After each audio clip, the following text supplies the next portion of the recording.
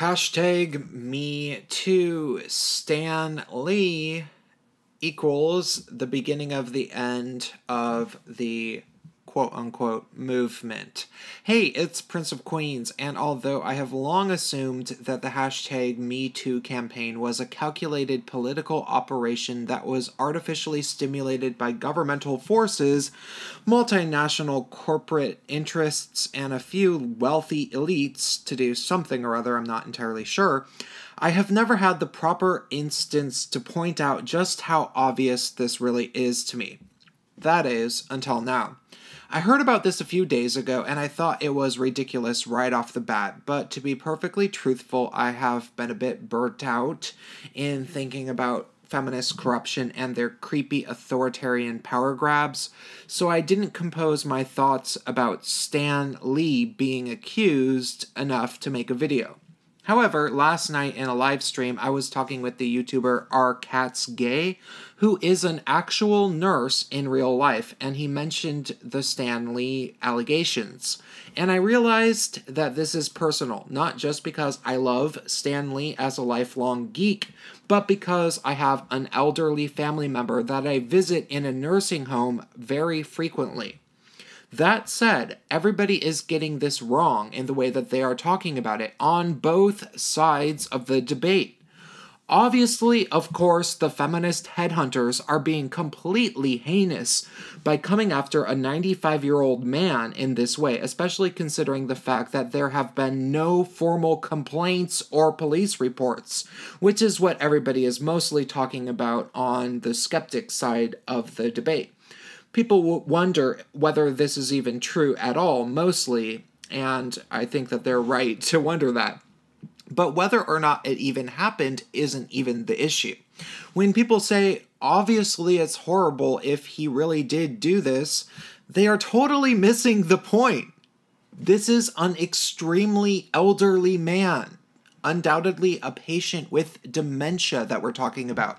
I don't think people understand what that means. Elderly people do get lecherous and inappropriate. Not uncommonly, but pretty much almost regularly. Like, I would say maybe about, I don't know the percentage, but well over 10%. It's probably more like 50% of old men start doing things that are somewhat inappropriate. It's just how people are. It's kind of like dogs that hump legs when they, are young or something, but it's a weird thing. It's just how people are. It is not uncommon that elderly men proposition their nurses or try to touch them inappropriately. Though I do say try because it is not difficult to fight off a 95-year-old man who's bedridden. A 10-year-old girl could easily fight him off. Almost, he would have to be a very exceptional 95-year-old man to be able to force himself on any nurse. But much more so, do you know what old people do outside of some sort of sexually inappropriate things? As somebody who has spent a lot of time in a nursing home recently, I'll tell you, they sit there yelling all day, complaining about something or other that you can't even follow as loud as they can. Half the time, they are just imagining things, and the nurses tell you to ignore them. They're like, oh, yeah, she always does that. She just yells all day. We don't know what she's talking about. Also commonly, a lot of old people refuse to take their pills and try to hit the nurses who force them to take them. Sometimes they throw their food on the floor because they think that they are being poisoned or something.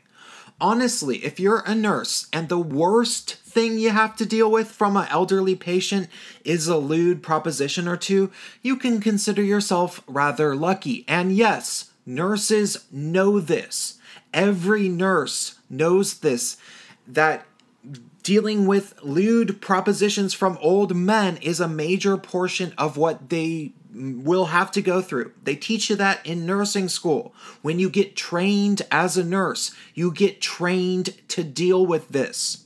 Ask any nurse about the job and they will tell you, while the work itself is certainly not easy, it is only one piece of what you actually have to learn and really study for in nursing school. Changing bedpans doesn't take that long to learn, but learning nursing protocol does take a massive amount of time. When you go to nursing school, you learn medical policy, and when you graduate, you are certified as somebody who is well-versed in HIPAA, which is the Health Insurance Portability Act, which is basically just a long list of rules that you cannot break as a nurse unless you want to lose your nursing license. And do you know what is one of the big rules that you cannot break?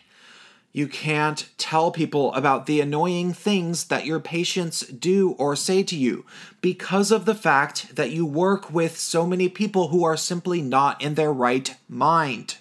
The only people you can potentially tell about the things that your patients do or say to you is your supervisors, but only if the person's behavior might end up harming you or harming the patient.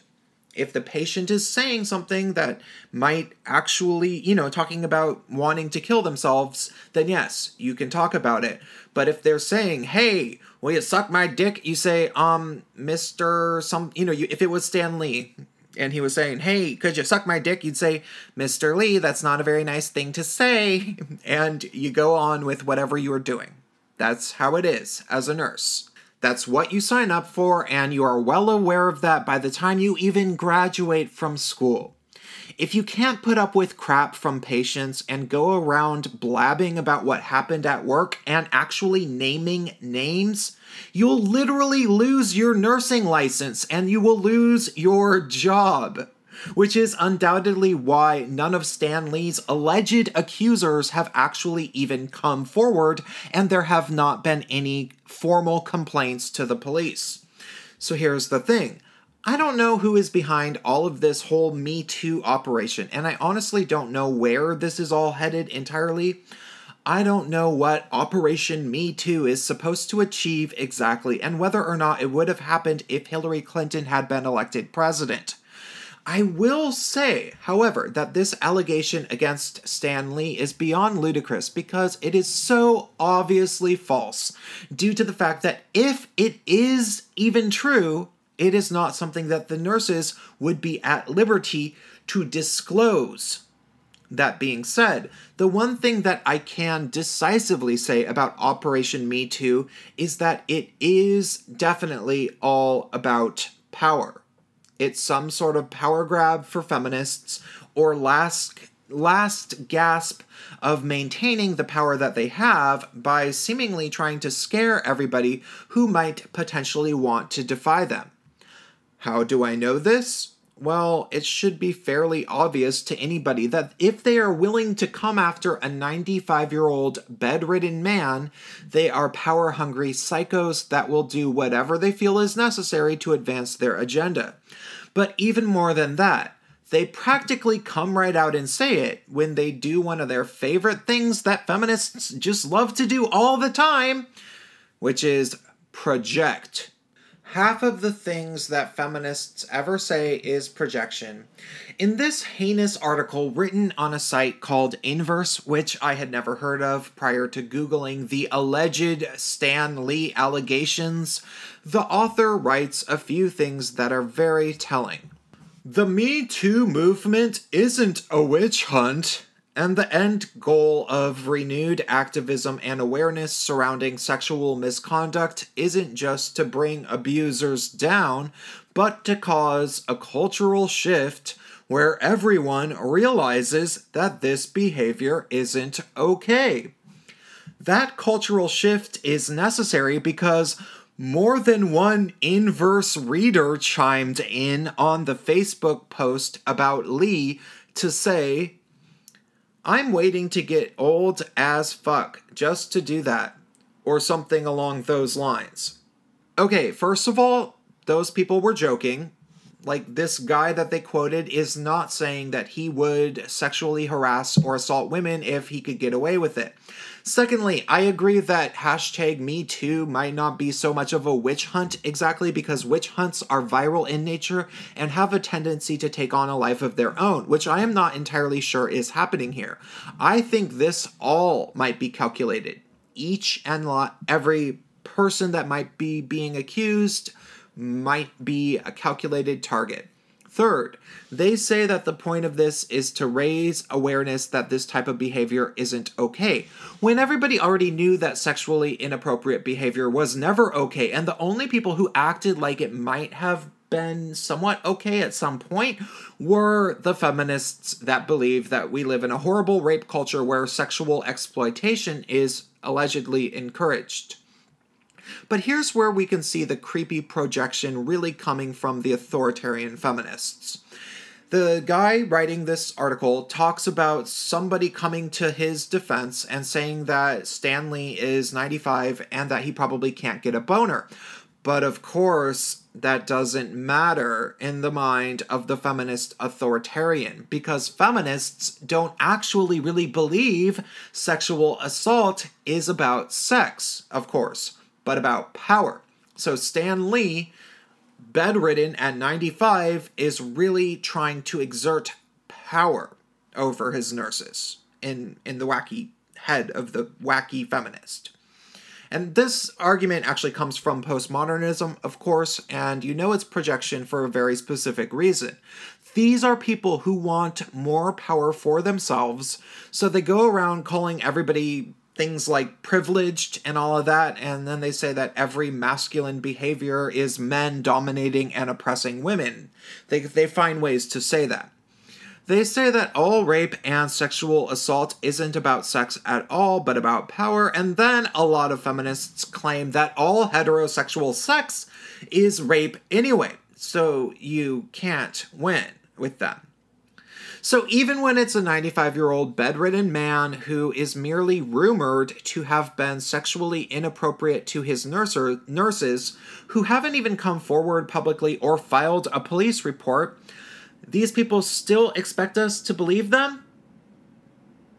And why do they want this? What are they getting out of it? Obviously, more power for themselves. I mean, more power for the people that are accusing him, which is not even the nurses, because again, the nurses haven't come forward. It's feminist media and the feminist establishment that is benefiting from this rumor being circulated. I mean, it certainly isn't to protect the nurses that this is happening. Now, this is just an excuse for feminists to ask for more power for teen feminism. They are making examples out of every man that they can, but honestly, they've overplayed their hand, and now more and more people are skeptical. I personally don't think that most people will think of #MeToo operation favorably once they start to think deeply about this instance about Stan Lee. Once they think about the allegations coming forward about it being his nurses and how that's technically would get a nurse fired and have her lose her license, people will really start to think. So maybe you should show them this video to sway their opinion. That's all I have to say.